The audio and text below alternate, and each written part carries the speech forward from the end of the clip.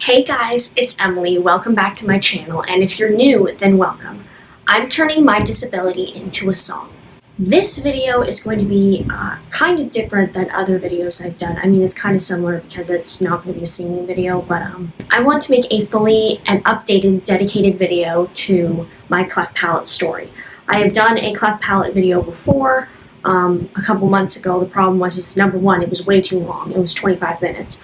Plus, I know that there was quite a bit in there that didn't completely pertain to my cleft palate, so I really wanted to just solely make a solely dedicated and updated video on my cleft palate story. What is a cleft palate? A cleft palate is a genetic, it's not genetic. It's a non-genetic birth defect. There are a bunch of different causes for it. In my case, I actually really don't know how it happened because a lot of, causes of birth defects are the mother drinks or smokes or anything like that. My mom didn't do any of that, so I have no clue how it happened. There are a bunch of different kinds of cleft palate. Cleft palate can impact the hard palate and the soft palate. For me, it actually impacted my soft palate. I basically was born without a soft palate, and the scientific, or I guess medical term for it is, and I believe I got this wrong in the last video, but I think I was pretty close to the right thing. I have a velopharyngeal flap. I definitely will put the word on the screen, so don't worry. It's a very scientific medical term. Basically just means that I didn't have a soft palate, and I actually don't really know what the difference is between a velopharyngeal flap and a pharyngeal flap. Somehow I have a feeling it might just be more specific, but I have no clue. But yeah, so that's what I have. I've heard a lot of stories of how cleft palate has mainly just impacted the hard palate, which obviously with having a cleft palate, it definitely really affects the separation between your nose and your mouth.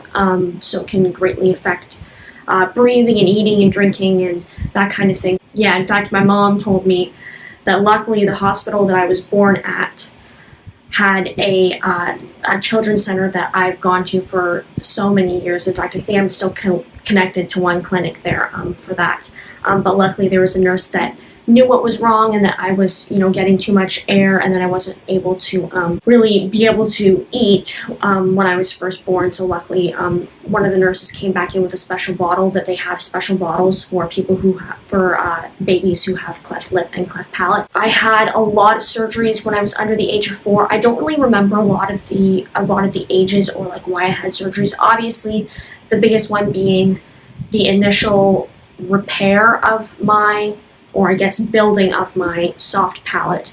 So I don't know where they took tissue from. They took tissue from somewhere in my body and basically constructed a soft palate for me.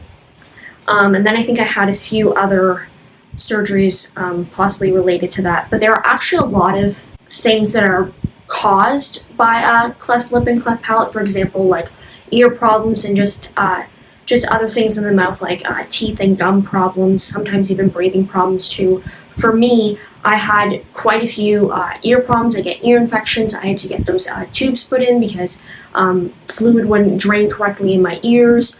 What else have I got? I've had a lot of dental work done. I had braces. I've had tissue grafts. I've had my wisdom teeth taken out, obviously. Yeah, you could definitely say that I have a very expensive mouth. Growing up, I never had really any problems with it. I mean, I definitely went to speech therapy to learn how to speak, which was really awesome. Yeah, I was never bullied for it. I was never made fun of. I never felt different because of it. Most people can't even really tell that I have it.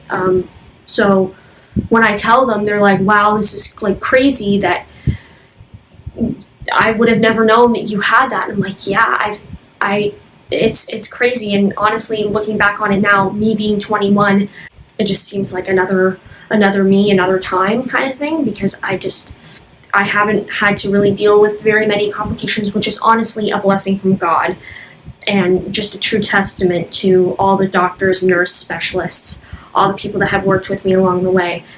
The only reason I say that I'm blessed is because I have heard stories of a lot of people when they are 17 or 18, they have to have a repair surgery for the cleft palate, because obviously when you have the surgery when you're under the age of 4, you go through puberty, you grow up, you develop, and sometimes your cleft palate or cleft lip work that they did sometimes doesn't work or isn't effective anymore. So sometimes around the age of 17 or 18, doctors will have to go in and repair it.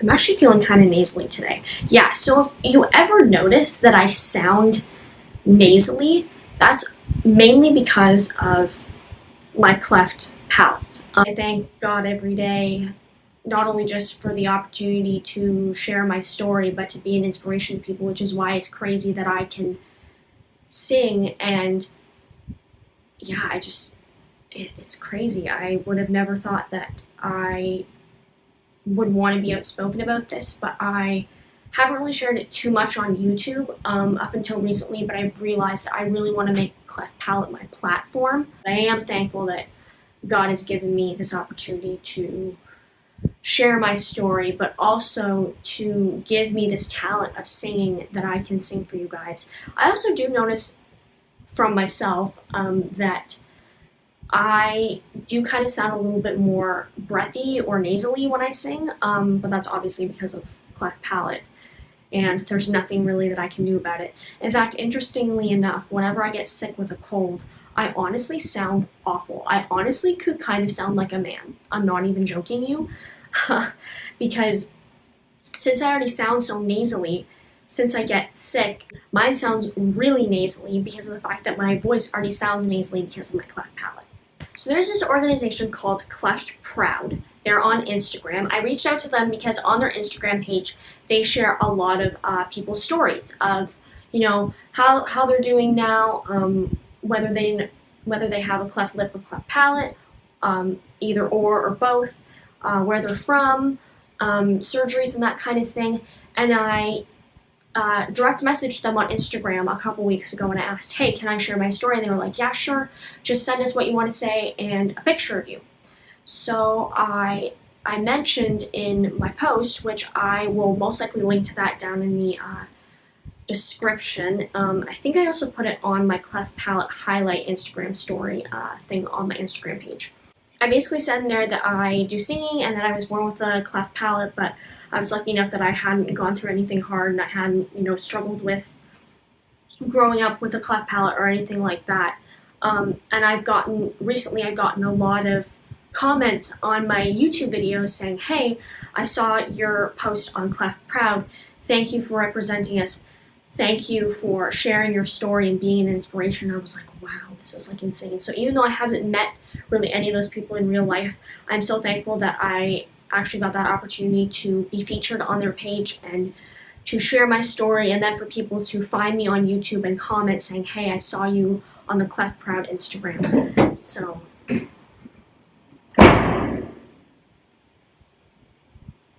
oh gosh.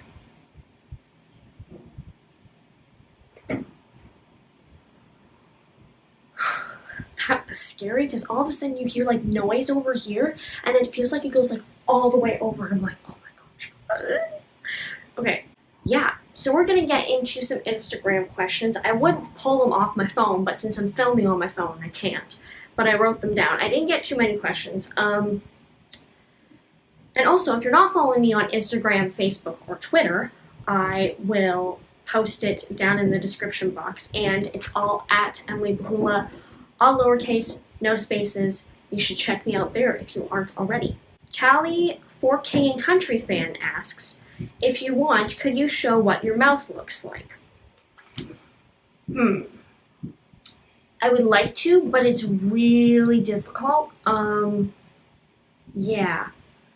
I'll try and see if I can find some pictures online of what a mouth could look like in my case, but it's really hard to show. Plus, I feel like it would get kind of gross. Not saying that I might not find gross pictures and put them on this video, but I would love to show you, but it's really difficult because my soft palate was impacted. Tally for King Country Fan also asks, what does it feel like?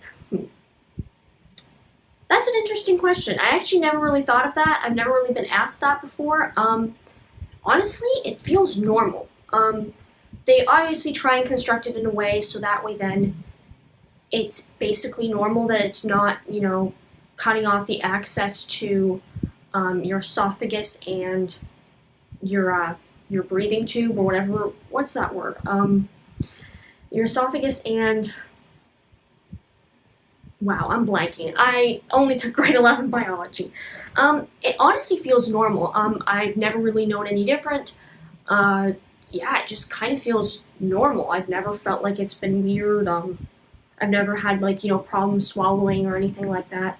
I mean, as I mentioned, I think I mentioned this on Instagram, one of the interesting foods that I eat that I most of the time will get caught in between my nose and my mouth, like I will chew up carrots, more specifically baby carrots. I really don't know why, but I will get like chunks of carrots in between my nose and my mouth. It feels very, very weird. Very weird. Jeffrey 519 says, what is it? Well, Jeffrey, that's why I'm making this video, so that way then I can address all your questions. Also, if you have any other questions, please leave them down in the comment section. I will try and also link to information pages and organizations that I'm going to talk about, so definitely check all of that stuff down in the description box. Also, if you don't want to leave a comment, you could always DM me on Instagram, on Facebook, or on Twitter. I definitely will respond to your question that way as well. Now I want to talk about some organizations. I'm more specifically going to talk about two. I've been trying to partner with them, but I'm not necessarily sure how partnerships work, especially with these kinds of organizations and not brands, but I'm working towards that still, but I'm super excited. The first one I'm going to talk about is Operation Smile. Operation Smile is a cleft lip and palate organization. I believe they are worldwide, but they also do have an office here in Toronto, Canada.